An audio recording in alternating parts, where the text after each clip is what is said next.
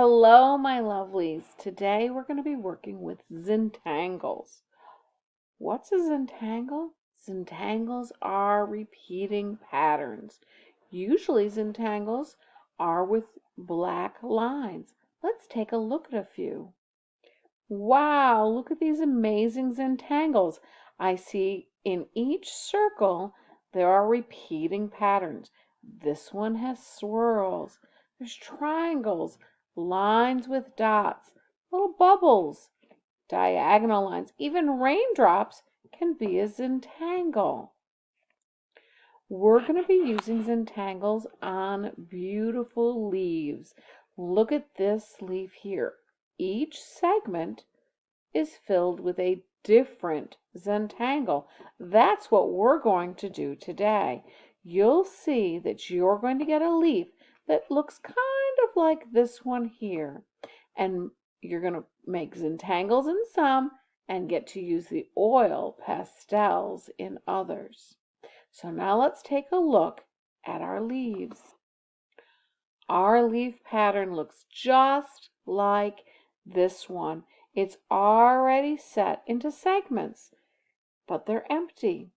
What you're going to do is pick out which segments you're going to put what Zentangles, and the rest we will color in with oil pastels. Let's watch a video and see someone else make a Zentangle leaf. All right, here we go. It's a Zentangle leaf project.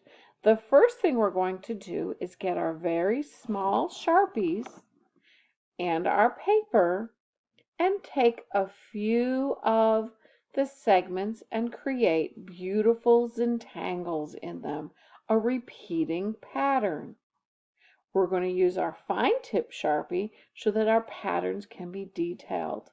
In the other segments, we're going to put in oil pastels. I know we love oil pastels to color it in. You can shade with your oil pastels using more than one color.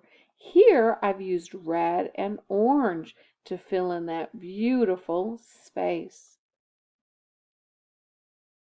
Wow, what a great job this beautiful leaf Zentangle looks like. Now we're going to leave this picture on the board for a while so you can see some Zentangle patterns and the final product.